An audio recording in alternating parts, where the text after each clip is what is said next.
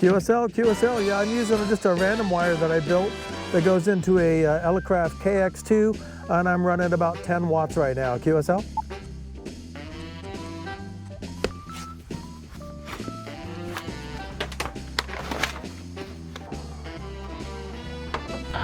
CQ. This is November 1, Charlie Lima Charlie. Summits on the air. All right, we finally made it to my favorite radio for doing summits on the air, the Elecraft KX2. This thing is magical, and it has some magic packed into it that you're going to see when we take it up on a summit. It's the most capable QRP-ish radio that Elecraft makes, in my opinion. I say QRP-ish because it puts out 10 watts, so I don't want to upset the QRP gods and say this is a QRP radio. But in my opinion, it pretty much is 10 watts. Come on. It is the most capable SOTA radio that you can get. It's amazingly rugged, it's reliable, and capable.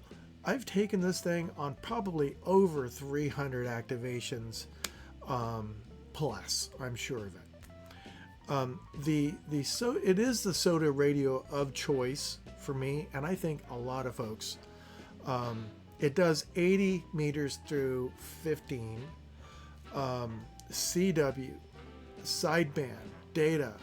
It has filtering with an audio peaking filter that you won't even find on a 7300. This thing really rocks, giving you desktop capability in something you can hold in your hand. Now, it has most of the common functions on the front-facing buttons, and they're packed with capabilities. So I'm going to show you that in a second. It's pretty crazy, but it's super handy. Almost all the buttons and knobs have at least 2 functions. Some have 3. And sometimes when you hold a couple down at the same time, then you get something else. So it is pretty darn cool. Let's take a look at some of the buttons this thing has on the front of it, or the capabilities it has right here on the panel. This isn't even going into the menus to goof around with some of the key setup capabilities. And I don't know that there's really anything you can't get set up on this radio. It's pretty killer. But the gain, which allows you to change the far left hand knob here, allows you to change the volume basically on the monitor side tone as well, and then turn on and off the noise blanker. See, I told you. On the right hand side, you can turn that to quickly change the keyer speed for CW. Something that's super important if you're chasing and you find someone else that's not sending as fast as you. You definitely want to slow it down, and it lets you do it really quick. Pushing it lets you change the mic gain, and then I think holding it down allows you to change the power output of the radio. So that's an example of some of the capabilities that all these buttons and knobs have. The buttons along the lower portion there, for example, you can turn the preamp on and off, as well as turn on an attenuator. If you hold it down, you get a noise reduction, and then you get filtering. By holding that thing down, you get the audio peaking filter on and off, and then there's memory features where you can store frequencies and recall those using some of the buttons. You can also turn on and off certain capabilities that you would normally have to go into the menus for. And you can store those quick actions. I don't know what else to call them. But for instance, to turn Vox on and off on my radio, I hold that button labeled ATU down, and that turns on the function, and then I hit 1, and that turns Vox on or off. And that's pretty much, for me, break-in when you're doing CW, or if you want to just have Vox on and off. This radio, among all these capabilities built into the buttons, also has a mic. So you don't even need to bring a mic to the summit. Just one less thing to pack, one less thing to break, and for me, one less thing to forget at home or on the mountain, which, yeah, I'm really good at that. So I'll let you, I'm not going to go through every single feature that this radio has, but trust me when I say I can't think of a feature that you would need on a Summit that this thing doesn't have. The only feature it may not have that you might want is 100 watts. Bring a different radio or buy the matched 100 watt amp or some other amp for this thing. And you'll just absolutely kill it up there. So with all that said, let's go out in the field, see what this thing sounds like. And I use the speaker, has one of those built in as well, to just give you a sense for what it sounds like. Certainly, if you've watched any of my other activation videos, 10 times out of 10 practically, I'm using the KX2, but it's wired directly through my wireless audio mic system. So we'll give you a chance to hear what the speaker sounds like, but there's nothing really quite like being right there on the Summit listening to it. So let's do that. We'll come back and look at the rest of the specs of this thing and give it a score. Thanks for joining me here on Twin Peaks. Whew, it's a warm one today. It's February 1st. Time for another activation. And this isn't too far from my house. It's a good one to do because it's close. I can kick the dog out. I've got to get back today and help some kids with their project. Hey, somebody calling.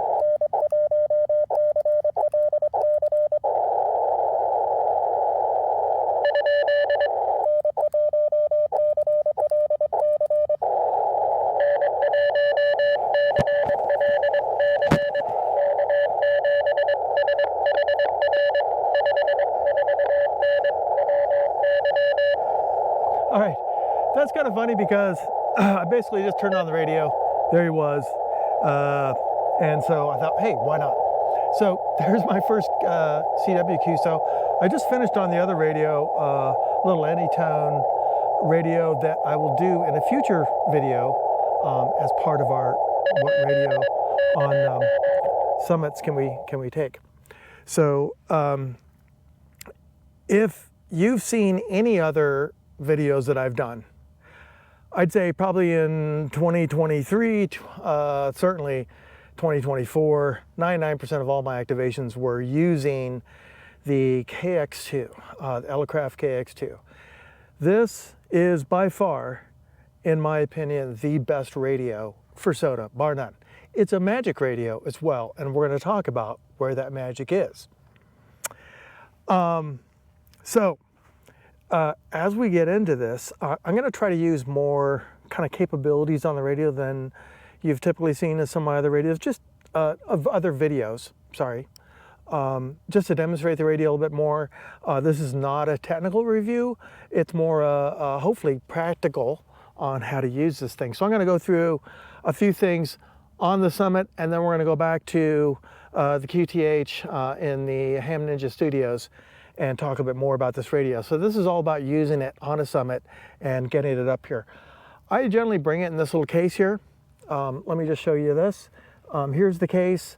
I can have my key and antenna and everything else in here. Although the radio does have an internal battery, which will probably take you through at least a couple of activations.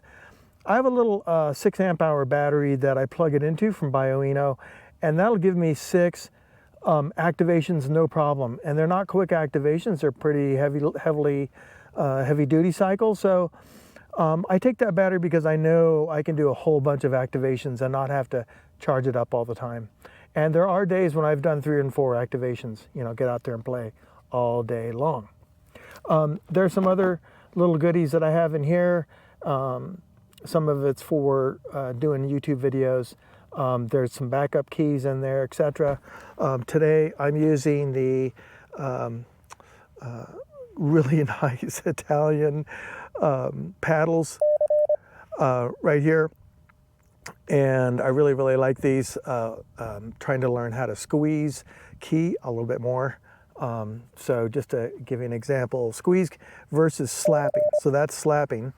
That's a C. There's a C with a slap and a Q with a squeeze. So if we squeeze the C, a little bit lighter on the key. So I don't want to abuse my really nice Italian paddles here.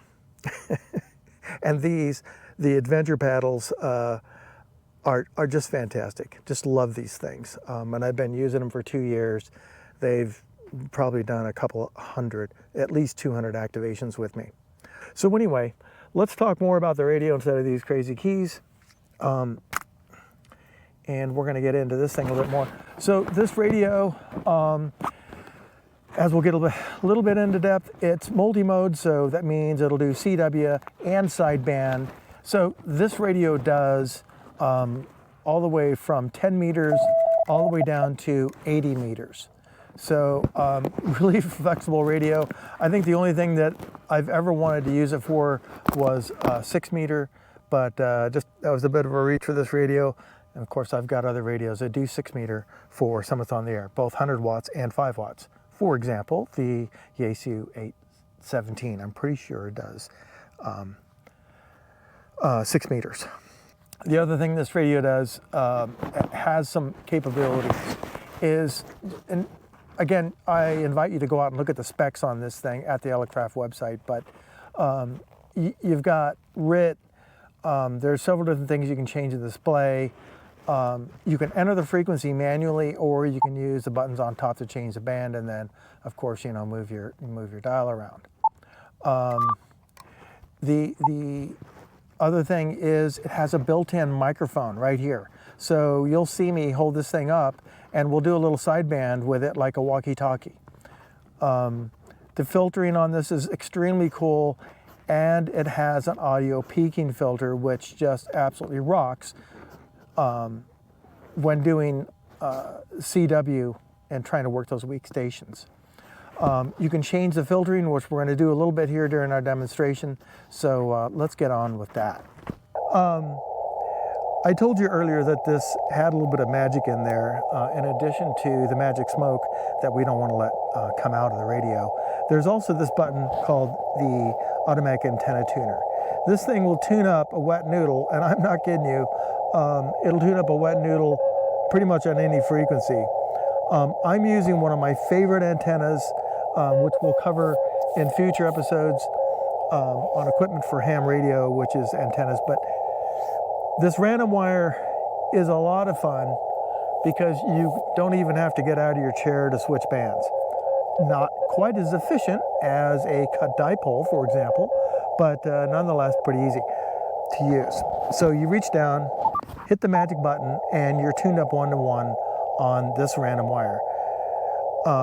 I've tuned up all kinds of different antennas on this. I have a cut dipole that I've used that's really close to 1-to-1 SWR.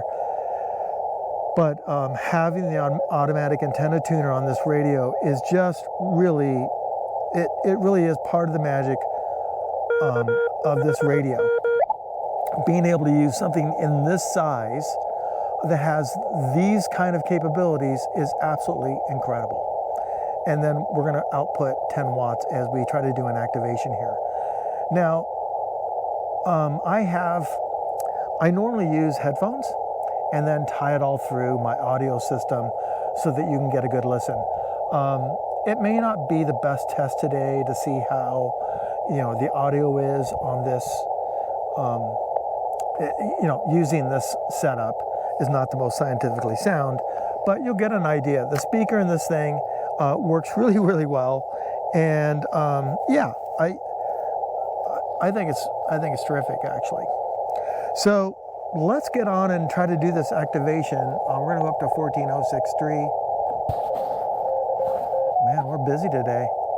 Maybe we'll do a little chase and just see who's out. Someone just spotted WO6JO on SD026 is spotted on 21065. So just to show you how easy this is, we're going to go over to 21625. I said.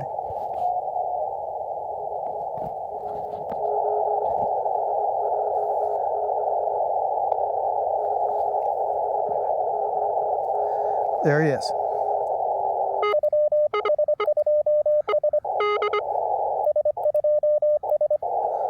Okay, the one thing we didn't do is get off frequency, hit the ATU,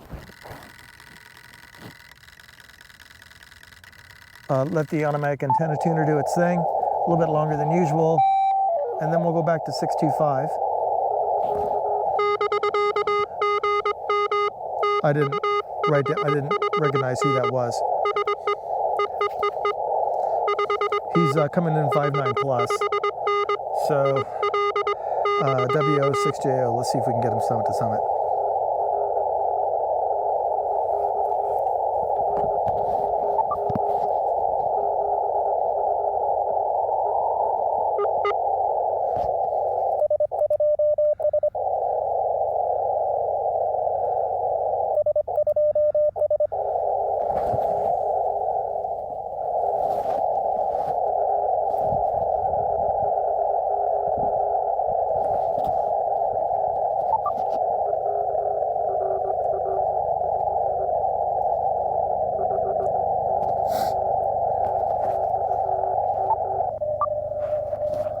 I'm going to turn on audio peaking filter, see if that works. I'm adjusting the filter here to see if we can't get him in a little bit clearer. It's going to be tough. Not picking him up there.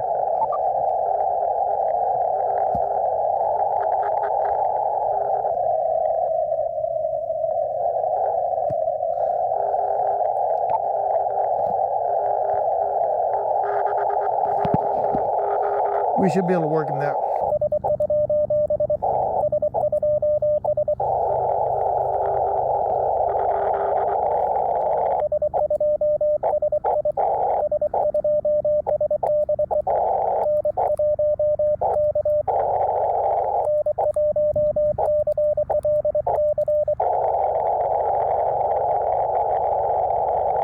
Shoot. And we have a helicopter. There he is.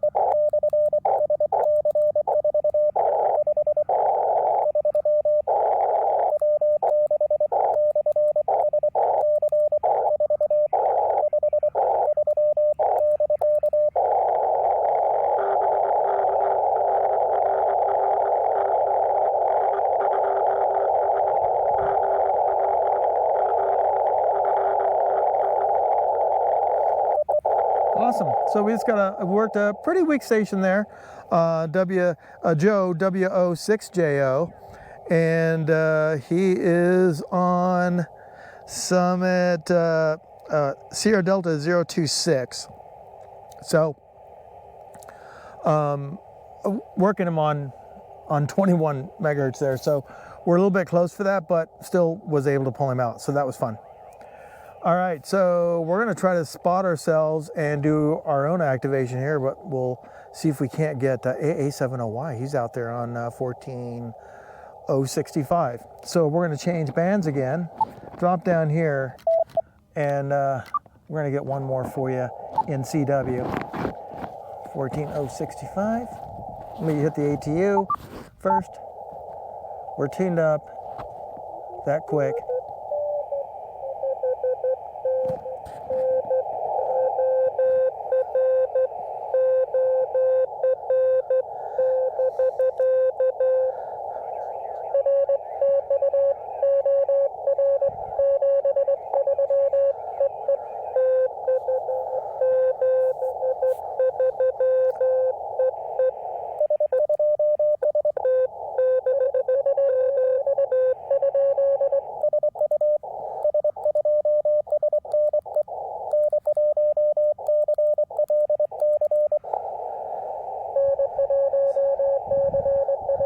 That's Dale.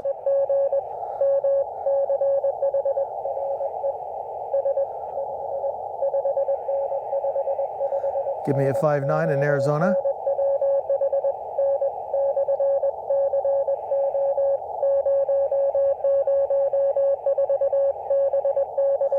On CO004.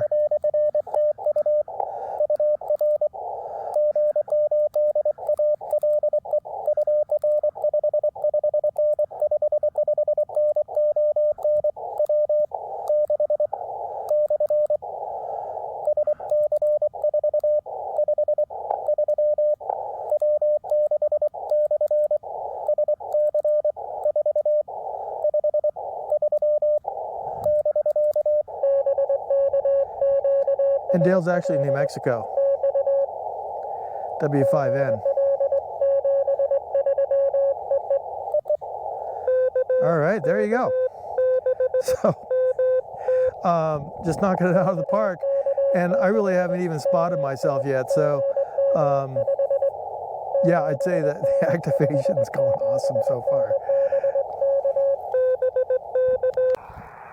Okay, so, all right, we're locked in at 14.280. I'm gonna hit the magic button here. Trying to hold the camera and work the radio and log at the same time. This is gonna be a real challenge, if not completely comedic failure. So let me spot myself and we'll get cracking here.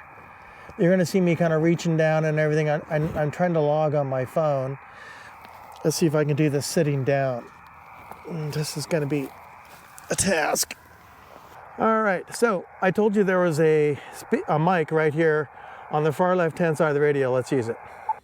CQ, CQ, CQ. This is November 1, Charlie Lima Charlie, for Summits on the Air, any station, anywhere. So we're gonna use sideband here and the internal mic. Whiskey, Whiskey 7 Delta. Daryl, I got you 5.5. Okay, very good, Chris. Here about a 5.3 near Seattle. Thanks for another one. 7.3. Good luck. WW7 Delta. Roger, Roger. Thanks a lot, Daryl. Have an awesome day. This is November 1, Charlie Lima Charlie, Summits on the Air for any station, anywhere. Kilo Fox 7 Whiskey India. QSL, QSL. Dwight, I got you at about a 5.5. Roger, Roger. You're about a 5.5 in Arizona. Thank you for the activation.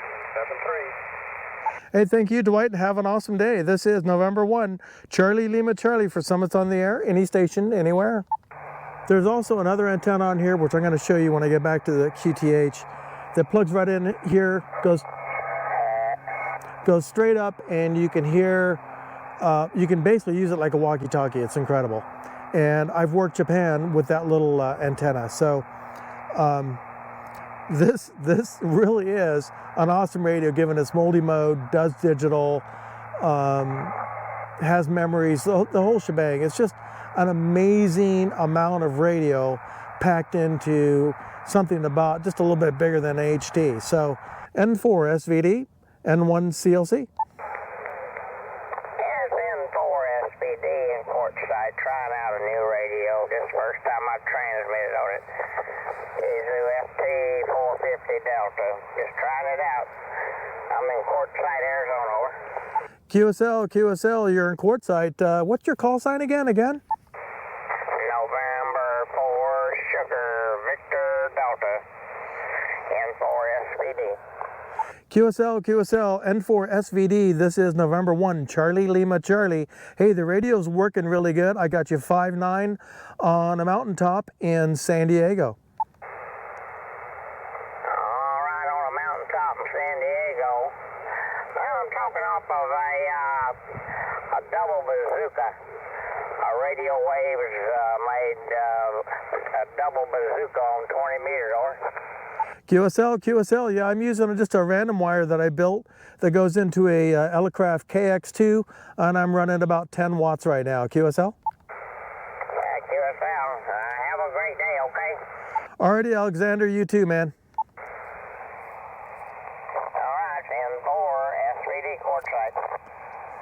Quartzsite. Hey, there's a nice little contact, and I was his first contact on the new radio. So, Alexander, I hope you enjoy the radio.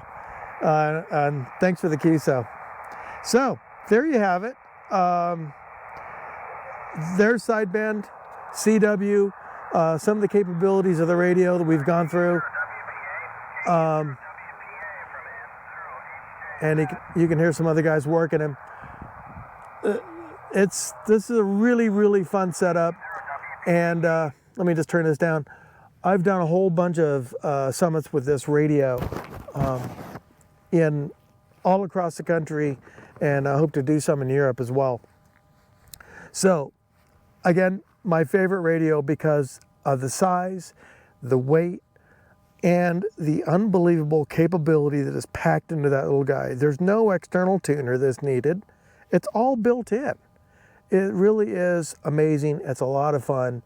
And in my opinion, for doing summits on the air, you can't beat it because of that. Now, that doesn't mean we're at the end of the series of radio reviews. We are going to look at some other radios that are actually smaller, that are really great for doing summits on the air, backpacking, portable operations. There's no reason why you couldn't do POTA with this, although if I'm doing POTA, I typically whip out the 100-watt radio because, you know, why not? But I've worked POTA with that radio as well. And I've worked SPOTA, which is summits on the air, parks on the air. So there you have it. Let's go down, we'll wrap it up and look at some of the specs in our criteria sheet here, and just see how it compares to some of the other radios, and then we'll close it out. Thanks for everyone who chased today, and the other guys on summits, and well, let's get back down the mountain. Okay, well, that covers the field use for the KX2. As you hopefully heard, it was a bit loud, I know, because it was right next to the mic. It sounded great. We got a bunch of contacts on it. I just wanted to show a couple. I would have liked to have shown actually a little bit more of the filtering capability on the radio, but as you saw during one of my first contacts there in CW, how you're able to not only move the kind of filter around side to side, but you can also make it narrow and wide or wider for whatever band you're on. So pretty band and mode, by the way. So extremely handy. Turned on the audio peaking filter. In that particular case, it didn't help us a whole lot because it was a very weak signal, and it turned out we got by without the audio peaking filter. It's not going to be as good as, say, my 7610. The audio peaking filter in that thing is fantastic, but yeah, it's a great radio, and as you saw, for sideband use, it knocks it out of the park. So going over the quick scorecard for this radio, like we've done for the other radios. Weight, it's just under a pound. With the built-in battery, it's probably right at a pound. My full loadout with this radio is probably around 2 pounds with the extra battery, antenna, and some of the extra doodads and knickknacks. Probably under 2 pounds, actually. Size, it gets an A. It's just a really good size. Bands, again, A, 80 to 15 meters. I'm not sure what else you're going to need on a summit except for maybe VHF. And as you remember, like the 857, we gave that a A+ because it also does VHF. So it's kind of an all-in-one radio. Modes, as you can see, an A. Usability, it's really the automatic antenna tuner that just maxes this radio out as far as a great summits on the air radio. Power utilization is way down there. I've had 6 activations on a single 6 amp hour battery, so it works really, really well. I can get at least 2 on the internal one. I've never actually ran the battery dead, so not sure. Filtering is A again, and the fun factor is 11, as hopefully you saw on the summit. So we've gone through 1, 2, 3, 4, 5 radios so far.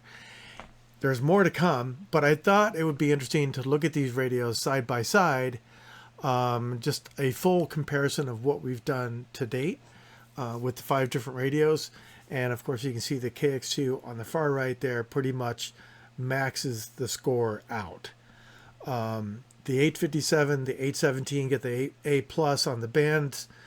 The 7300 mode wise, that thing really, of course, it's a full desktop radio.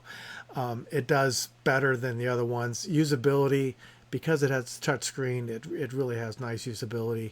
Although I will say the KX2, when I'm on a summit, I can't imagine what else I might need that's not on the front panel. So there you go. There's a full rundown, albeit quick, on the KX2, using it on an activation and doing a little bit of comparison here in scorecards. I hope you enjoyed the radio. Not the radio, the review of the radio. And yeah, we'll catch you next time for the next radio. It's going to be smaller, it's going to be lighter, and it's a lot of fun. So I look forward to seeing you again when we do that one. Until then, 73, thanks for watching, like and subscribe, and we'll catch you later.